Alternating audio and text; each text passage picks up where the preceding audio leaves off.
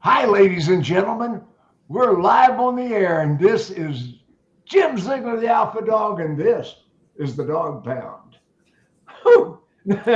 Another week, another thrilling episode. I think we're up to like 47 now. We've been doing this a while.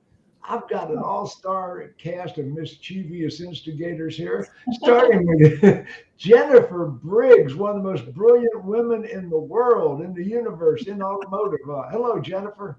Hey, Jim. I'm so excited to be back with you guys this week. And for the viewers, bear with me. I have about 75% of my voice back. So if I sound weird, it's the laryngitis. We missed you last week. It's been rough when you train and you speak for a living. Not being able to produce a sound is like being captured. So I'm glad to be back with you guys this week. And now, ladies and gentlemen, one of the most non-eligible, eligible, perennial bachelors in the world. my friend, my friend, Ken Rosenfield from Rosenfield and Company, one of the foremost CPAs in the known universe. Hello, big guy.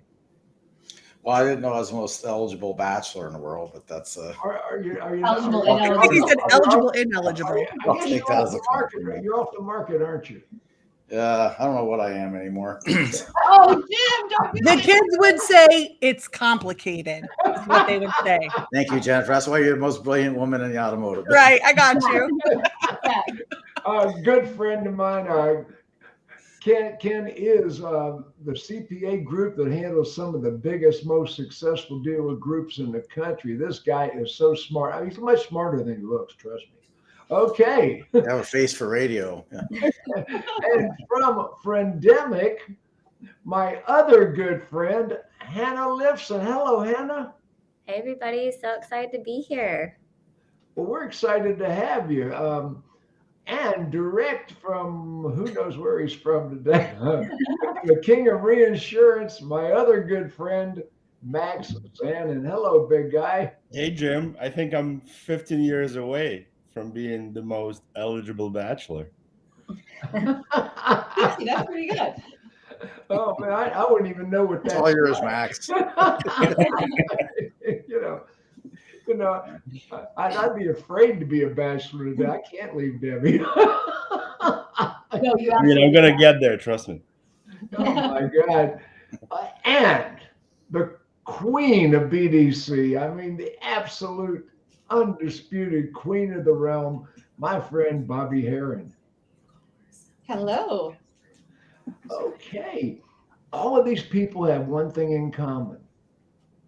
They've been involved with me at one or another conferences. Now, the industry has so many conferences, and it amazed me post-pandemic. Now we're getting back face to face, live people. Some of them without masks. I mean, it's unheard of. I mean, but I went online and started looking at the different conferences, and it appears to me a lot of conferences didn't come back. It looks like a lot of them didn't come back. There's big news in the industry. Some of these conferences have been bought out. So, Jennifer, you have been a speaker at 4 or 5 of my Internet Battle Plan conferences. What conferences are you going to this year? What conferences are you looking at? Well, so and I was going to be at NADA until I got sick, just because I wanted to be able to, at least be in the expo. For me, each conference has something a little bit different. When it comes to education across every department, I think the Digital Dealer does a really great job with representing the educational content. They may not always have the newest tech vendors as sponsors. You don't really play in how their sponsorship works, with the different conferences. But I think that, plus, I mean, I really do miss the Internet battle plan conferences. I know that we can't have them anymore. I know.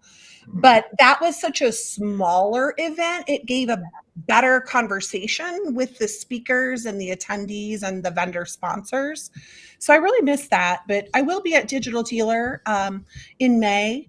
And it's the week of my birthday. So just so you guys know, if you see me there. Your birthday, yeah, big deal. Yeah. Okay, got that. You got that.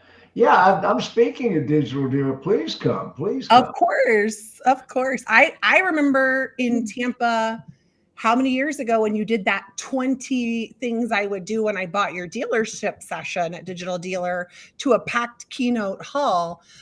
So I'm sure you're going to have probably even more for this 20 things post-pandemic session you're doing. First time I've been on stage in 3 years. I don't want to make this a commercial for my speech, but you better come. We will be there. Okay, Ken, you just got back from NADA. Now, you always throw one heck of a party for upscale elite clients at that. How was NADA for you, big guy? Well, actually, this is the first year in 30 I didn't walk the floor, which was actually a nice relief for me. You didn't? So I actually enjoyed that. So I just mostly had a lot of private meetings.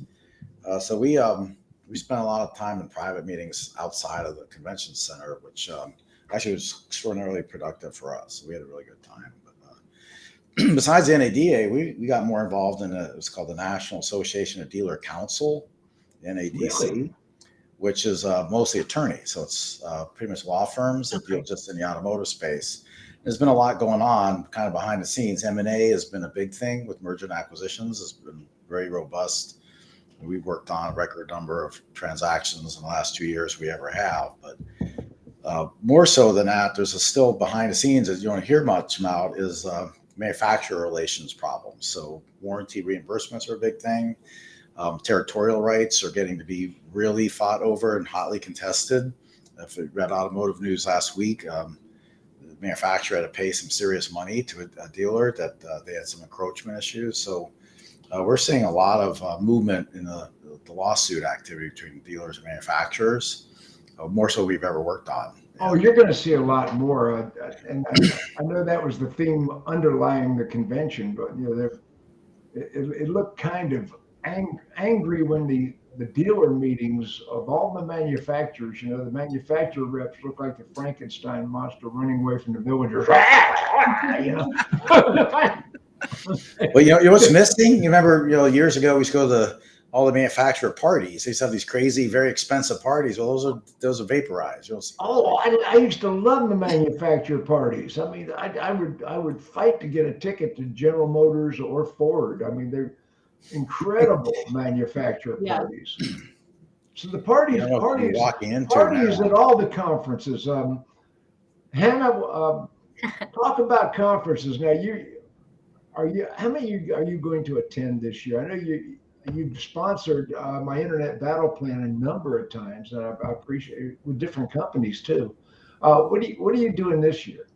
Of course. So still we typically have NADA as like our pin for, okay, what does the market look like? Do people want to attend events? As well as even just overall marketing budget. And then we kind of decide.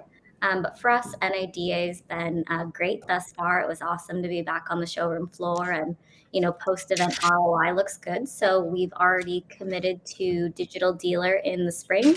So I'll see you there, Jennifer, in May, as well as you, Jim.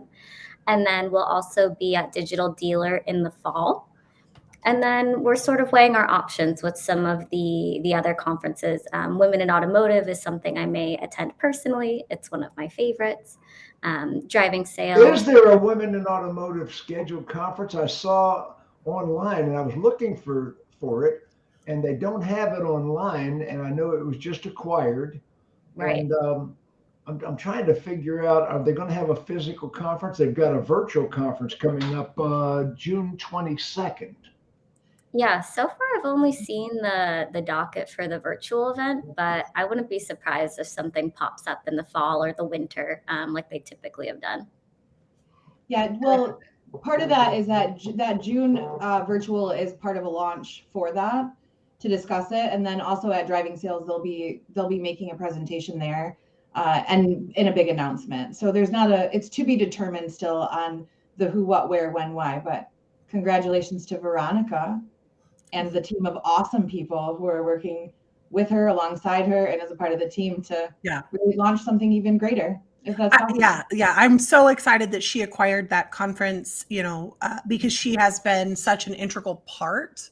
And just participating as, like Hannah said, personally attending, not just with sponsorships with the companies that you work for. So I'm really excited. And, it helps that, we love Veronica. So, but right. One of our tribe wins were like, yes. Like one of our tribe just acquired women in automotive. I don't know if you can say to anybody, like, design the people around you on purpose and, I feel like you tell people that matters, but okay. Max, why should people attend conferences? So I think the ultimate reason, right? If you're a car dealer, you attend to learn things, right? That's the reason I would think you went to conferences. Whenever I designed a conference, whether it was my sales manager super conference or we did 25 internet battle plans, hundreds of other F&I and sales manager seminars, hundreds. I've done hundreds of seminars, 30 or 40 conferences. The idea is to learn something. Right. The parties are peripheral. Right. But unfortunately, and I'm speaking from experience, I skipped this year, but I've been to the last 11 NADAs.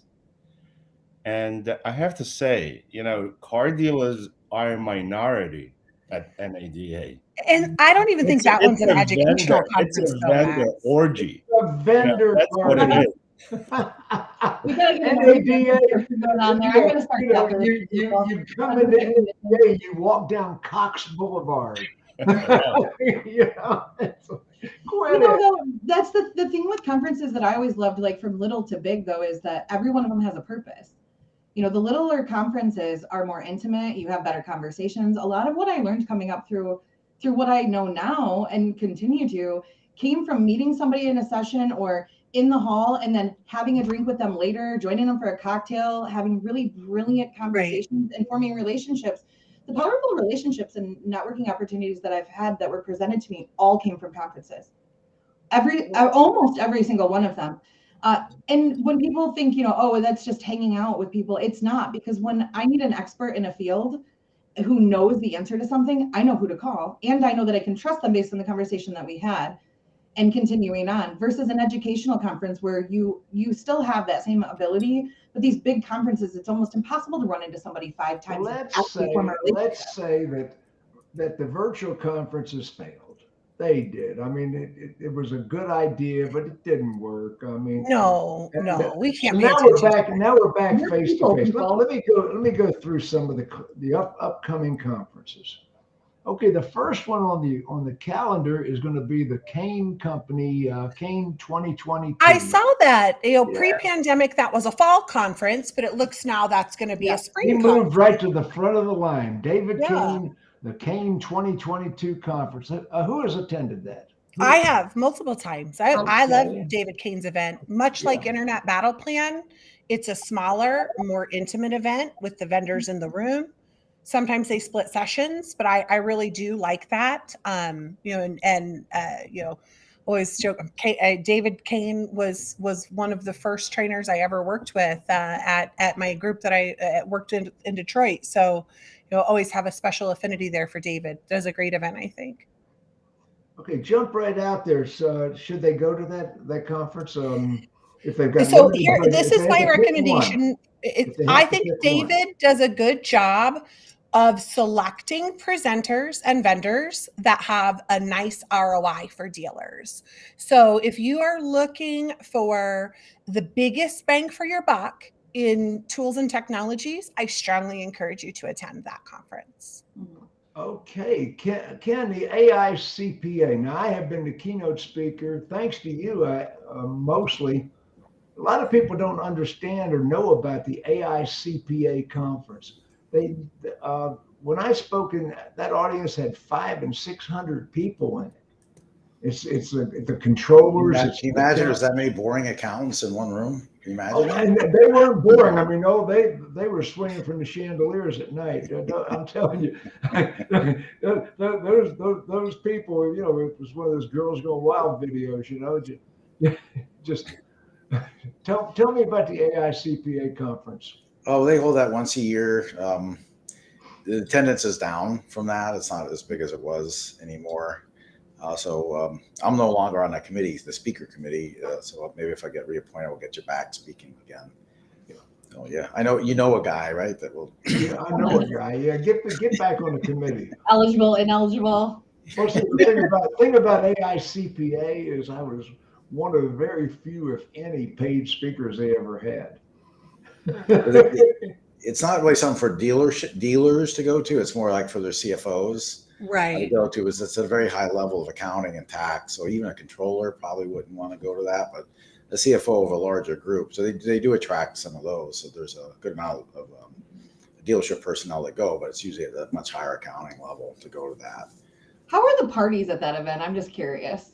Amazing, unbelievable. That's I what can't tell you I about them because there's top secret. Yeah. Those nerdy Top guys, I'm secret. telling you, nerdy But girls, I'm nerdy telling guys. you, Like, they are not what you think. I mean, when you think Listen, there's- I am going to just state for the record, as a former comptroller, yeah. you know, we don't do any of that. I'm gonna state as her best friend. You've met me, right? We definitely Oh, don't do yeah. any of that. It's only on a need to know basis. Yeah. Now, You're gonna have to here- sign an NDA. Now, here's one that I highly recommend. And let's face it, dealers, invest in your people. Yeah. And go with them. Don't just send them, go with them. And make One a of the worst plan. things about Well, yes, the conferences- plan. That's huge. I was hoping we would come to that Make a plan. because Yeah. One of the You know- Setting worst an objective. things, the worst things dealers do is send your people unescorted by top management to the conference. They come back and nobody knows what they learned and everybody resists it and it doesn't have an effect. Go with your people. Send your general manager to the conference. Attend And the workshops at the conference. at the very minimum, before your team departs for the conference, have a meeting with everyone. Print out the agenda of all of the sessions. Identify who's responsible for going to which. What are we going to learn? Yeah. And what are you responsible for bringing back? What a great idea. Go over the conference agenda and assign different workshops and different speakers. They all don't go to the same one and learn the same Right. thing. Well, that's the thing, right? What's a goal without a plan? A wish, right? One of the most successful things that we've ever done together, Jennifer and I have done this every single conference, whether we were a dealer, a vendor, a partner, no matter what, have offered every time to meet with any dealer group before the conference starts on day one and ask them, what are you trying to accomplish, and help them walk through the agenda and who they should visit, including going with them if necessary. And then finalizing with a recap meeting of like, hey, here's a good way to bring this back to the store so it doesn't just fall apart. So it's not just an idea, Right. it's an actual plan. Accountability and execution. For years, if you see us at a conference, that's still a thing. Say, hey, can you do that with me? And we absolutely will. Absolutely. Yeah. Now, Hannah, which events are you going to be going to this year? You said you're going to be going to quite a few of them. I will. So on my agenda so far are both of the digital dealer shows, and then I'm hoping wherever Women on Automotive lands, I'll end up there as well. I did want to just touch back on schedule and planning because that's something I do take really seriously. For my team as well as dealers attending, you can't even show up to the event unless you have about 9 scheduled meetings per person. That's just 3 a day. That's breakfast, lunch, and dinner. So I always tell people to, at the bare minimum, come hungry and come thirsty. As well as even if say it's, like you guys were saying, it's a big vendor party, there aren't going to be a ton of dealers in attendance. Great. This is a perfect opportunity to talk about partnerships. Who are you going to be able to partner with? Like network through the other vendors that are there. It could be over drinks and it really could be a party, but definitely try to make the most out of what you're given with the audience who's there. So I don't care if they're dealer meetings, I don't care if they're vendor meetings, but they do have to have at least 3 scheduled and preset that is on a digital calendar. We're not printing out things anymore. I want to make sure I can see it on your calendar. I want to make sure also you are aware of time. Like in Vegas, it's so easy to forget, number one, how far away things are. Oh my God, right? And number two, what time of day is it even? You know, in a casino, it's very easy to get lost and confused, but on a showroom floor, it's the same exact type of layout. I can't make my way across a casino floor. I end up stopping and playing. It's the same thing at a conference, though. There's, you know, people trying to pull you in. There's games, there's prizes, there's people trying to get to you. There's no clocks, there's windows. I wouldn't be surprised if there's oxygen to keep you there longer. There is. That's a fact, especially in Vegas. As long as you can get those calendars like linked to your phone, sync to your phone, like I just use Google Calendars, then I get a quick alert. And it's like, hey, I got to make it to my next meeting, so that you can not only have time for those meetings, but have the built-in time to kind of wander around, network, meet new people. Part of the ability to work hard, play hard is the ability to still work hard, right? And then things, right? I love the parties. I encourage everybody to go to the parties. And I used to hate the parties. Be up. She sure did. Now, Max, are you a party animal? Up at 8 a.m. Be up at 6 a.m. Be at your meetings. Drink your Pedialyte. You know. Max, so Jim, you know these conferences remind me also of you know, going to college, right? You can either go and learn or you can go and party, right? And for some reason, a lot of people think that they're Rodney Dangerfield and back to school, you know. They're just there to party hard, you know, and they miss out on so many opportunities, whether to learn things or to even network.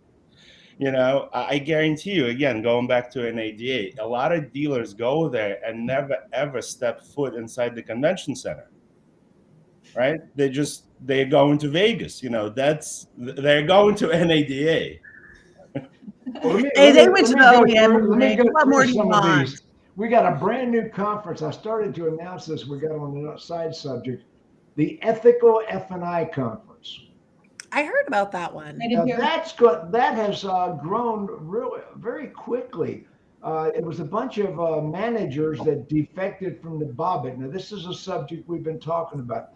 The Bobbitt F&I Conference, F&I Magazine, the Bobbitt Conference, which I was writing for Bobbitt magazines at the time. They were complaining that they went to a conference and there were no dealers there. It was all vendors. It was a conference of vendors. And so they split off and started their own ethical F&I conference. Justin Gassman, Marv Eleazar, a whole bunch of them. And they're having it in Denver. They had a heck of a big turnout, their first conference. Their conference, Ethical F&I Managers Conference, coming up in Denver, April 19th and 21st. So I would definitely tell you, you need to get online. If you have an F&I manager that wants some first-class education, that is one really strong, up-and-coming, splintered off from the main conference. I'm not sure how I feel about the name, though. Ethical F&I. Yeah, I mean, oxymoron, right? That implies that you're a crook if you don't go. You know. Ken, what other conferences have you attended? I like the digital dealer one. Our firm's really gotten very heavily invested in technology, and so we're going to start going to that one as well, I think, and just start working with data mining, KPIs, that kind of thing, and look at advertising ROI, effective advertising, and things like that. And so there's a lot to pick up, because you know, one thing about Ken that I know, he's an advisor to a lot of dealers on things other than their CPA needs. You know, a lot of dealers go to Ken. Ken, what about this? What about that? So he's attending these conferences. Okay, Digital Dealer, May 9th through 11th. Now, that is my favorite. I was there at the beginning. I was the keynote speaker for number 2 or number 3, I forget which, in Las Vegas. You know, the first one was in Nashville. I didn't attend that one. I came number 2 or number 3. I was the opening keynote speaker for 6 or 7 of them. I don't know, but digital dealer through the years. I've been a speaker at 17 NADA conventions, 98 state dealer conventions, and probably 15 digital dealers. I don't know. Oh, golly. So, interestingly enough, I think that right before COVID hit, I took the year off conferences, which is uncommon because I'm usually at all of them for the last 10 years. If there was a conference, I was there either speaking, educating, whatever. I took the year off during a massive build of my business and thought, I can go to conferences next year. And then boom, all conferences gone. So I've only been back to one since then. And it was the first digital dealer after conferences started again in real life. So digital dealer has a special place in my heart, but also I think that is going to be the conference that most people relate to when it comes to technology and when it comes to new things and just are most familiar with. So I think we're going to see a bigger presence at that conference.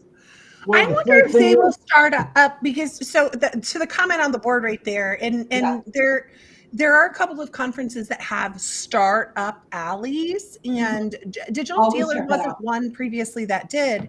I wonder if that's something they would start incorporating, because I agree with this commenter, and we can't see her name, so I'm so sorry. Just this Facebook user.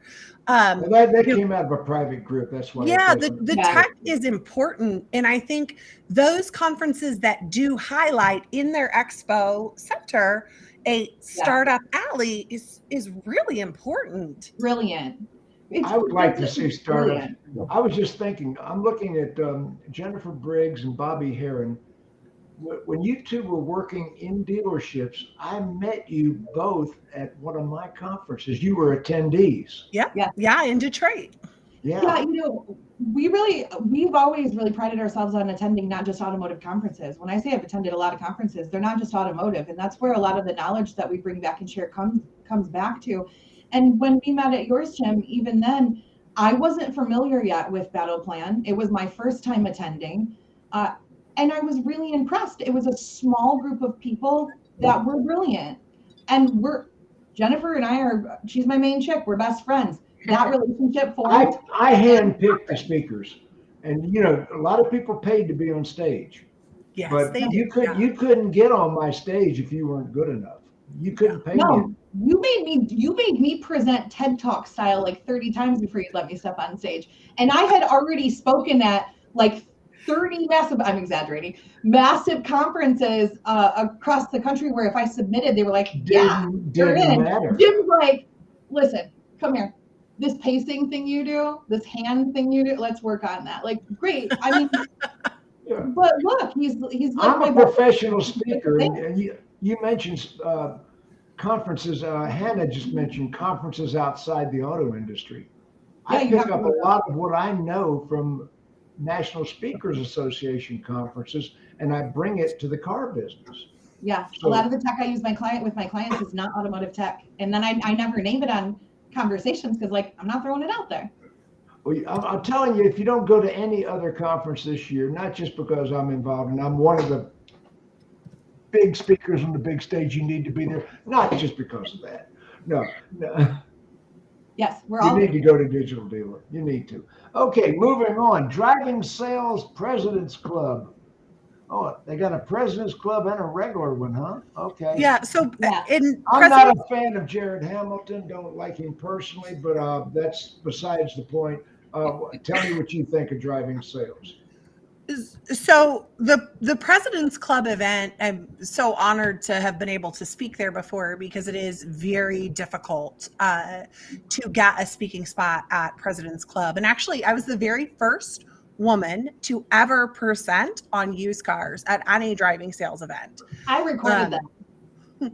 So I think that there are some, the driving sales primary event, I think they do a good job of bringing people from outside of auto for at least one keynote.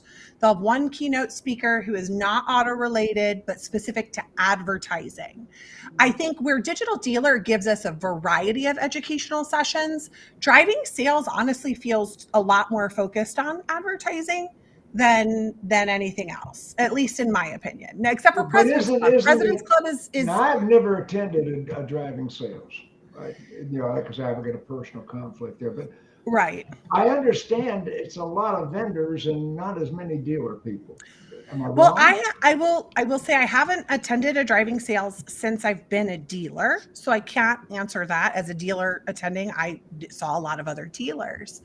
They had always had a startup alley. That was the first time I ever saw a startup alley in an expo, was at driving sales primary event. I think the President's Club event I would prefer as an operator, because it is more like a dealer principal 20 group than anything else. It's not like a regular conference at all. It's workshops, roundtables, that type of stuff, talking about executing on operational strategies, not an advertiser, sponsor, vendor fest, right? So they have two totally different kinds of events, in my opinion. But to be fair, I have not attended their primary event in a number of years. And then we got the DMSC, the Brian Pash's event.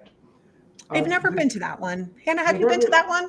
I have, yeah. That's one of my favorite events. I mean, the location itself could make it anyone's favorite event. You're in one. It's in Napa Valley. For a weekend. I know, Brian Pash and I have just recently sort of reunited. We've been at odds for a while, and that's public knowledge. I'm glad. We did a broadcast yesterday, and there will be more. And I've always known Brian. We were pretty good friends at one time. He's a wine aficionado, so Napa Valley is a subplot. By the way, Ken, thank you for that wonderful bottle of wine you sent us. You like that? That was a great bottle of wine. I mean, got a few left. If anybody didn't get one. I come to think of it, it was broken when it got there. Can you send another one?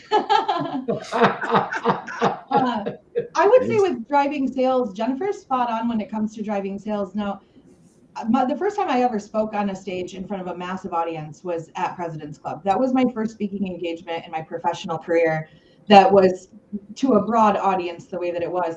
So I feel like I might have a little bit of sentiment towards it that may be a little biased, but thinking about the conference itself, President's Club is a completely different experience than the regular conference. And I attended President's Club at twice the amount of times that I did the general one, because for me, it was always choose between digital dealer and driving sales because they were so close together in the fall.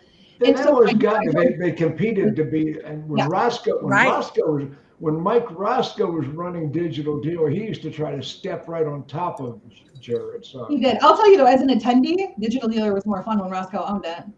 And like that or not, but it was the truth. I'm telling you.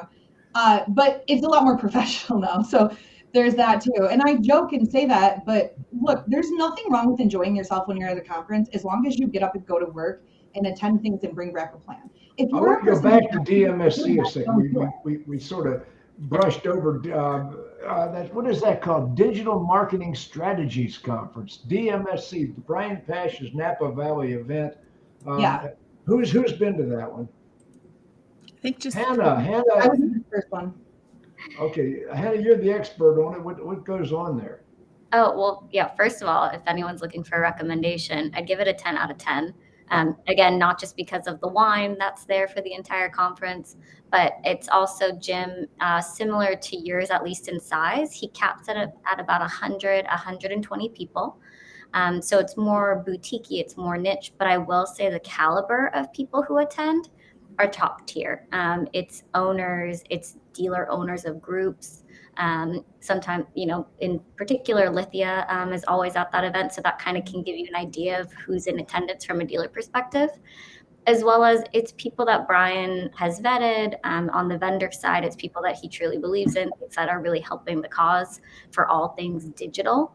And, he tries to stay somewhat non-biased, but everyone there really has good intentions. So the sessions themselves are relatively quick. I think there's 2 keynotes a day. There's a morning breakout and then a night breakout right before dinner. The great thing is it's all within 15 feet of each other. So you're not getting lost in a huge convention hall. It's at a relatively small hotel where you can just kind of pop in from one room to another, and then everyone can conjugate in the big room for dinner, breakfast, lunch, and they'll have sessions going on then.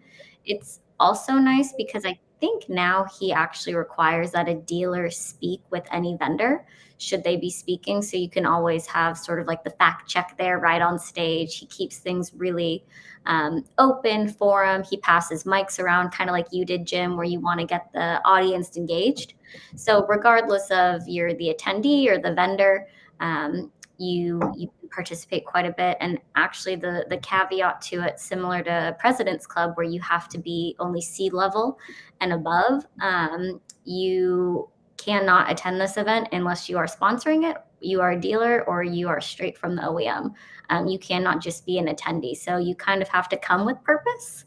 You can't just kind of show up and float around. The last thing I'll say on it is, because it's not competing with, number one, any other conferences, but number two, any of, the allures or highlights of Vegas, everyone's in Napa, kind of similar to Tampa, where you might all be going to the same venue, or you may all be going to the same wineries. So it does kind of keep this group really close over a couple of days.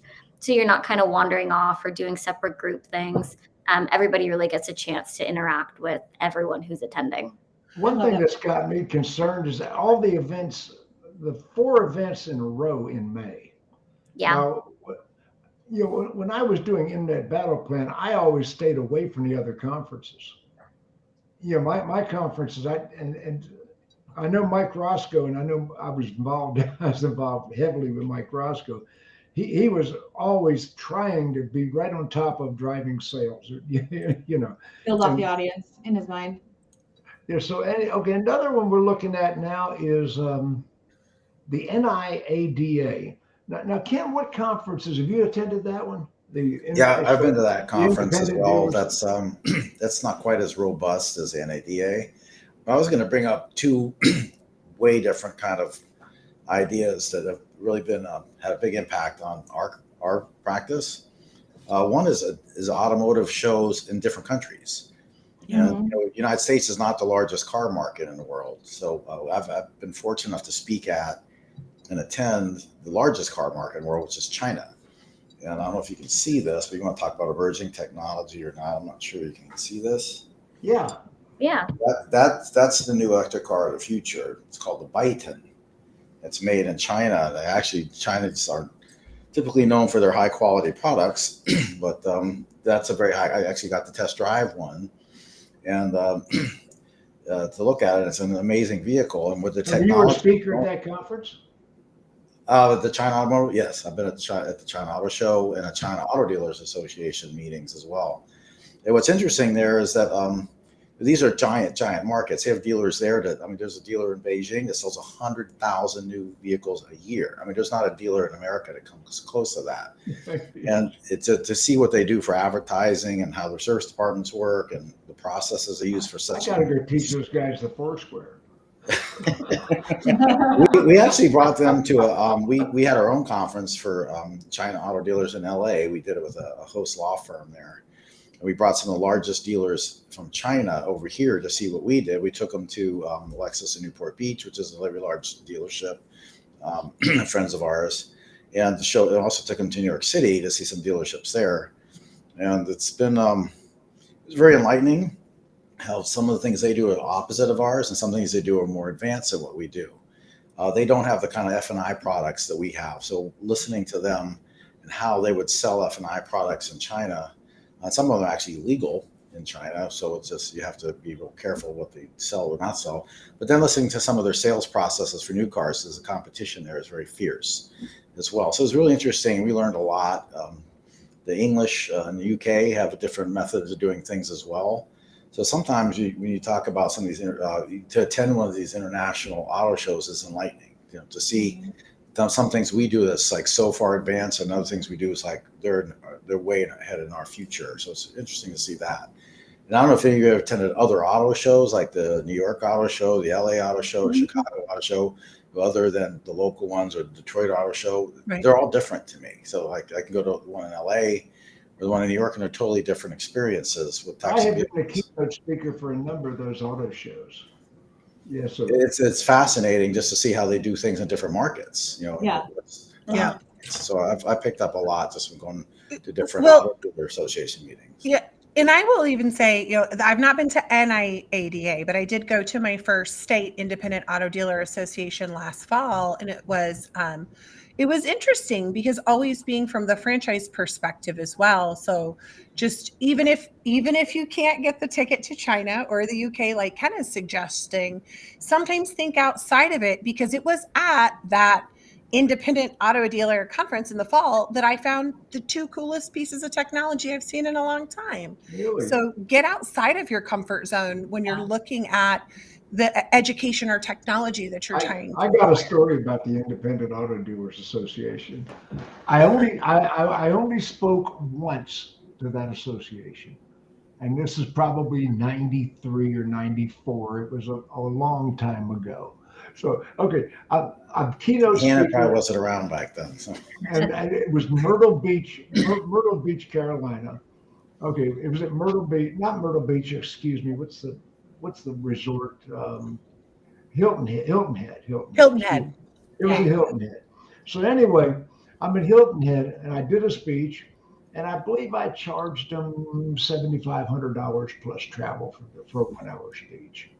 So I get at the end of the speech, and some Bubba, and I mean, I'm talking to Bubba. He probably had a 5-car lot, but some Bubba comes up. He says, "I understand they paid you $7,500 for the speech." I said, "Yeah." He said, "That's absurd. That's obscene." He starts railing me about how much I charge to do a 1 hour speech. So I said, "Wait a second. They paid me for 30 years it took me to learn what to say. That they paid me for my experience." And he's still railing me. He wasn't education level enough to get where I was coming from. So my wife was with me, and it was embarrassing. So we're leaving, and I'm getting in the cab, and he comes up and corners me again. He said, "You got to buy some raffle tickets to win the diamond necklace." I said, "No," I said, "I really don't want to do that. You need to buy some raffle." He's got Wait, he actually worked for the conference, this guy no, who was giving they you were hard time? selling raffle tickets for their Oh, big banquet. So okay. he's embarrassing me, and the crowd's coming up. He said, "You need to buy some raffle tickets." I said, "Well, how much are they?" They said, $25 each. I said, "Okay, I will buy a raffle ticket." One ticket. Some of these people bought 20 tickets. He's going nuts on me. So I bought one ticket. That was Saturday night. And they had their banquet after we left. Monday morning, I come in my office, and my secretary said, "Jim, you got a call from Carolina Independent Auto Dealers Association." I said, What? "You won the necklace." I Serves said, that "What?" guy right. No. It gets better. It gets better. So anyway, I called the guy that's the head of the association. He said, "Jim, it was really rough when you won that necklace. There were groans in the audience." I said, "Yeah." He said, "So the guy that sold you the ticket raised his hand and said, we need to have a runoff." And I said, "He did what?" He said, "We're going to have 10 tickets and draw 9 more tickets." And I won again. And the moral of the story is don't be a hater. That's my experience with the NIADA. Well, I was at the CIADA and Debbie still has the the necklace, by the way. Unfair Advantage Automotive Mastermind event. And I mean, everyone seemed lovely, not like that guy. Oh, amazing. And then I we was got, sad to miss speaking of used car dealers, we've got the Unfair Yeah. Advantage Automotive Mastermind Group, brought to you by the CIADA convention. I guess it's Carolina, and Expo at Myrtle Beach. And that's Tracy Myers, right? That's Tracy Myers' event. And last year was my first time attending it. And I really enjoyed that format. I really did. The Unfair Automotive Mastermind was the day, it was like one day of the whole big Carolina conference, but the style that they did, I loved. The audience, like they have selected educators, but the audience at the beginning selects the topics, right? So it's more of a brainstorm conversation. And so everybody, they get out a whiteboard and say, here are the 5 topics we're going to talk about. In between the educator sessions, everyone in the room brainstorms, shares ideas, and comes up and collaborates on different things. I thought it was a really cool format. Max, what conferences have you been to that we haven't talked about? So one conference that I really, really enjoy, because it's almost like going back in time, is Buy Here, Pay Here conference. Really? It's out of this world, guys. Do they have separate ones? I know the independent dealer conferences have a lot of that content. It's separate from independent conference. And it's usually around the same time as NADA, and it's also in Las Vegas. So it's literally like going into a parallel universe. It's something that we're not familiar with, I'm telling you. For pure entertainment and learning new things, that's the place to be, guys. It's incredible. It's absolutely incredible. But also, listen, I want to take this opportunity and say that I honestly was always disappointed with many, many conferences. And I was going to do my own. And actually, Ken was going to speak at it. It was scheduled for April 7th of 2020. And then COVID happened, and we had to cancel it. It was going to be in New York City, and it was called Perfect Dealership Conference. Go ahead and blame me for COVID now. Go ahead. Right. So, I wanted to do a conference where it would cover every department, the same way how I wrote my first book. I wanted to do, a section on sales, section on F&I, parts, service, body shops. Did you write a book? I did. A few of them. And I think I wanted to do a one-day. Where can they buy that book? On Amazon and iTunes. There's a Audible version as well. They can just Google up Max Zanan. Max, don't you have a website, Max? What's it called? Thank you, Bobbie. MaxZanan.com. So getting back to the conference, right? I wanted to do a total immersion of dealers and vendors. So it wouldn't be like a vendor orgy. It would be something so much more effective, where the dealers that want to learn would be present in a very intimate setting, because it would be no more than 100, 150 attendees. And same thing with vendors, where they're not going to get on the stage and it's going to be just a cold pitch. It would be in a round table format where everybody can participate and ask questions, and it wouldn't be scripted. You would be free to ask any question when it comes to. That's very similar to the unfair advantage format, Max. Right. Yeah. But I know I just would do it better because I would do it, Now, Tracy Myers puts on a fantastic event. Right. We were very happy. I would do happy. it better anyway. And maybe one day when I, find the strength, I will bring it back alive, You let me know when you're ready, Max. Yeah. I was gonna say I was sad to miss. I really wanted to attend South by Southwest this year. That's one of the conferences that I really enjoy. It's one that I was looking forward to being back in person. Due to family circumstances, I wasn't able to attend. But the next one that I'm looking at that's outside of automotive is the Women in Tech Conference, which is a hybrid digital in June for North America and Europe. I had hoped to head on over to Europe to attend, but we'll see how that's going to go and what's going to change based on circumstance. But both of those conferences are really great outside of automotive conferences.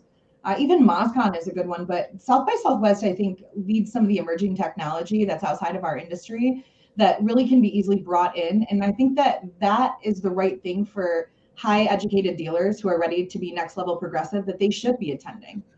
Well, and those conferences outside of auto, I think, again, going back to being very specific about what your goals are. Right. I know I had at one point in time attended, it was kind of based around psychologies of web design.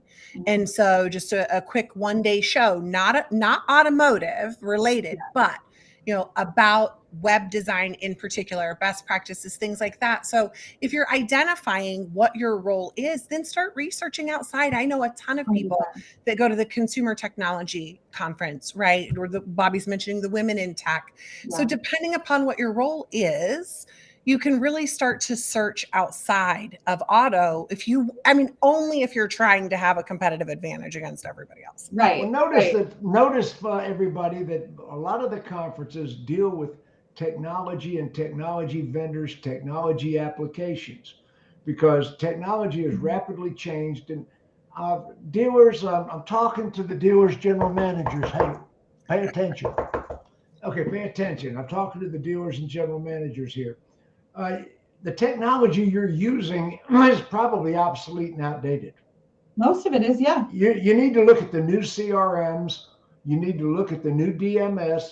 Need to look at the new technologies. You need to examine every vendor that you're paying money to, including the uniform vendors in the service department. I'm talking about every vendor you're paying money to. Is there a better application? Is there a better alternative? And right now there are vendors that are combining services. And if you haven't seen this, I go in a car dealership and the sales managers are sitting at the desk with 4 screens. Their heads are buried in the screens because they got 4 different vendors on 4 different screens. Well, now there are vendors that have combined technologies, one push, one button applications. You need to look at what's available. Now you say, well, Jim, I'm satisfied with my current vendor. No, you're not. You like the representative. You've fallen in love with the representative. You don't know what people are struggling with the vendors. One of the things that I do at every conference, and I recommend everybody do this, everybody does their own thing, but I relook at every vendor that I already have an existing relationship with as if I never had one. And I walk up to the booth, I don't give them my name. I usually switch badges with somebody else as I'm doing a walk around almost every time. And I tell them, show me what you have now. And here's the thing that I think is unfortunate. Well, one of the things I think is unfortunate with the lack of conferences during COVID is that there are actually some amazing new products that have been released that nobody knows about from the vendor partners that you're working with that you likely don't even know exist. You don't know what's included in them. And if you're not taking the time to look at that, it's a big mistake. Right. There are some cool new things that are not automotive that have been brought into some of the existing vendors that are just incredible, but they're not called what you would think they're called, and they're not on your OEM approval list yet. So it can't just turnkey in. So you're not paying attention. And if you're not at a conference doing that, reevaluating not just the potential need for a new vendor, but for what you can enhance with the one that you have, it's a big mistake. Start taking the demos on and doing them. And I fear that as conferences come back, it took so long to get executive leadership to approve multi-level attendance for conferences that COVID, yes, is a reason to not attend. If you are concerned about COVID, I'm not encouraging you to attend. I won't get into that political debate. But if you are ready to attend, I'm concerned there are a lot of upper level who are going to have to be rebought in on this and who are going to be going out and you're going to have to see it. You're right, Bobbie, you are so right. And April Simmons, one of my favorite people in the world, she was on with us a couple of weeks ago. The onboarding process scares the dealer. That's what she's talking about. Oh, I don't want to have to do this onboarding process. We might lose data, and it's going to take weeks out of our sales. Well, that's because not every dealer has an April to manage the onboarding process for them. Give yourself some credit there, lady. Or hire a Jennifer Briggs. I do handle that for my clients. Same, yeah. But that's the thing. Onboarding isn't supposed to be scary. So from one perspective, on the vendor side, listen to the dealer and simplify it as much as possible. But on the dealer side, look, you don't get the result if you don't put the work in. And onboarding is not go to the conference, down and see what's available, and do the demos. Do the demos. I see dealers that have gatekeepers running away all the vendors that are trying to call on them. So you don't even know what's out there. Well, And, I think we could take one point from some of these technology companies. You know, there are certain companies that are required to purchase and integrate X number of companies each year.